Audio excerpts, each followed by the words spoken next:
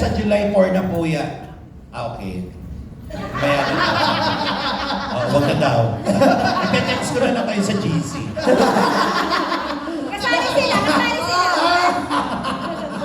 Ano mo, nahihirap na sa... Sa July, Nahihirap sinasabi ko. Group chat pero solo lang. Hindi ko sineseryosan. Hindi ko sineseryosan. Hindi ikaw sineseryosan. Kasi sa Menyas natakot ako. Si Negi talaga, mabilis mo siya kausap. Kahit sa Tom Eats, pag sinabi mo sa kanya, Negi, huwag yan itapon mo, hindi niya itatapon. Mabilis siya Eh, kausap. siglaga ko talo. So we have room for one more question. Yes, and then after that, basically what we were trying to accomplish earlier. Yes. Hello, sorry. Tony from Subselfie.com online magazine. Actually, Tony! Tony, Yes! Si Tony! Si Tony! Si Tony! Ito si Tony! Guys, isang bagsak para kay Tony, oh. Okay. Ang Di ba, laki Nek? naman, Tony. Isang bagsak para kay Tony, sabi Nek. Dalawa. Bilis ka sorry pa. Well, actually, this goes for the showrunners. Kasi hindi pa yata natakal, but I'd like to ask on the complexity of the production. Maybe you can share direct and the Ano yun? showrunners. Complexity. Gano? Kailangan may interpreter tayo sa reflection. Hindi nyo kasi sinali sa GC, eh. But yun, Direct. siguro on the production side, kasi this must be a huge na production given, di ba, yung top 10 comedians, and of course, si Meme being the dean of the comedy in the Philippines, kung may ganun man. So for the showrunners, how big the production is, budget, yung overall production, maybe you can share with us. Budget! Very, very big. Well, yun, dito sa setup lang, production logistics-wise, we had 26 cameras to cover para ma-capture yung smile na yun. There's a total of 300 crew who worked on this project para mabuo siya. And to be fair nga, ako pinadala ako ng Prime Video to Mexico para panoorin yung LOL Mexico. And I'm very proud of LOL Philippines kasi kung hindi man natin napantayan, ako super proud ako sa brand of comedy that we have. Paglaban natin siya across 23 territories na may LOL. So, seryoso inaral ko sila inaral ko yung ibang territories and it's very different when it comes to Philippine comedy.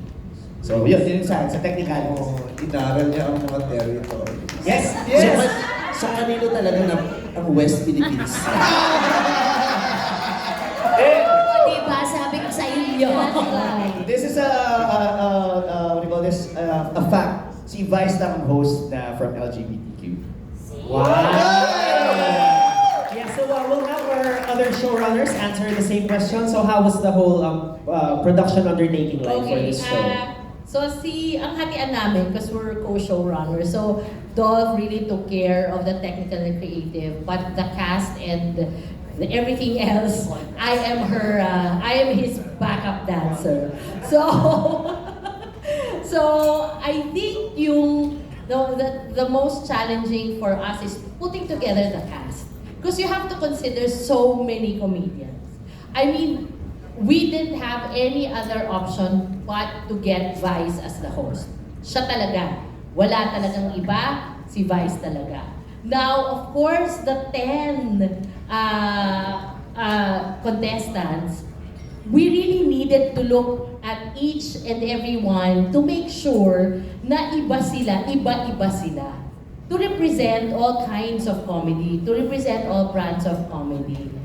Because that was very important. Katulad na sabi ni Vice, iba-iba naman talaga ang take ng comedy sa ating mga Pilipino. Merong physical, merong salita lang, merong expression, pero importante sa amin na mabuo yung cast na talagang magkakaroon ng chemistry because that is where the comedy will come from.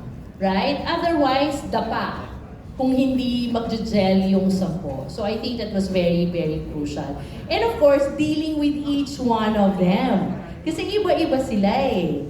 So, and then making sure, putting together the brief, putting together, and I think it was hard for us to decide, is this kind of comedy possible? Kasi syempre, not everything can be shown, right? So, importante yung decision factor.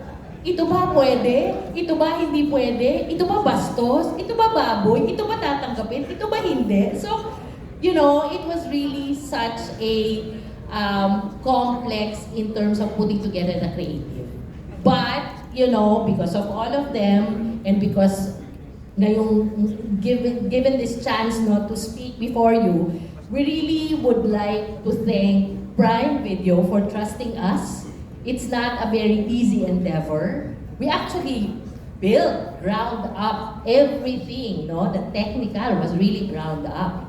So, months of planning, and I think yun yung value ng months of pre-prod, no, na ginawa namin, and then we came to the actual production. We were given so much support by Prime and so much leeway also, so that the comedy that we wanted as Filipinos lumalabas. So I think that's a big deal for us. So we'd like to thank Prime for that. We'd like to thank our contestants, and of course, we'd like to thank Vice. Because without them, then LOL would not be here for the Philippines.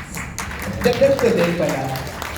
Seryoso itong hindi nila kilala. So ang ginagawa namin, we had to use code names. So bawal kami madulas. Kasi the moment, kunwari, binibrief ko si Tuesday, tapos masabi ko na andun si Rufa, mawawala yung suspense. So even sa pagpasok ng shooting day, nakatalokbong sila lahat. Hiwa-hiwalay ng assignment doon siya sa studio, ganito, sa ganyan. It was really a village who worked for this. Kaya very genuine yung reaction nila kapag pumapasok. Sino to? And even Vice. Ilan ang briefing na ginawa ko separately, yun ang pinagdadasal ko lagi bago pumasok sa Zoom, sa personal. Sana hindi ako madulas, sana hindi ko masabi na si Vice ang host, sana hindi ko masabi yung ibang. Yun lagi, kasi we wanted to keep the confidentiality, kasi yun yung surprise kung sino ang against up to kung comedian na yun. Yun. Great. This question is for Darren, so kind of a follow-up question to what we just had. How was it like seeing, the Filipino edition of this global franchise just like come to life? And we want to hear that.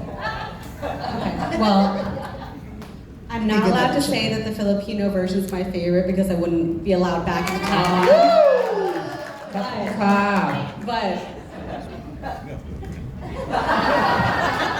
and I do have to say, thank you so much to Randolph Madonna. You guys have been such amazing partners to our teams. I know you guys work so hard with not only this, with all the technical issues, but working with our team, like with Quark and Micah and JP. You guys were absolutely a dream team. I mean, I remembered when Quark and our other colleague Liz flew down here for their first meeting with Vice, and I could tell this was the chemistry was going to be phenomenal. So thank you guys for being so amazing. Prime Video is so honored to have you guys and to be setting history here with Vice as our host. So thank you so much. Yes! And on that note, let's hear from each member of the cast. Imbitahan po natin ang ating audience to... Totoo na to, Negi. Negi na to, Game Negi na. na. Game na. Ito na yun. Sorry, Sure na to. Negi. Sorry. Okay. Eto, malapit po na po ipalabas sa July 4 na po. Wait lang, ako muna daw. Wait lang daw. Ikaw muna. Sige. Ewan ko. Sino ba mauna? Jack and Queen na lang tayo. Ano tayo Christmas na? What? Ikaw na mag-invite. Sa July 4 na po yan, panoorin po ninyo dahil sisiguraduhin po namin na kayo po ay matatawa at iba't ibang emosyon ang mararamdaman ninyo pag pinanood po ito. Yes. Ikaw na. Yes, last one laughing. We should be proud to be there. And of course, for the Filipino, we are the world. And we're the champion. Yeah. So, last one laughing. They will be proud talaga. Kasi imagine, they chose us.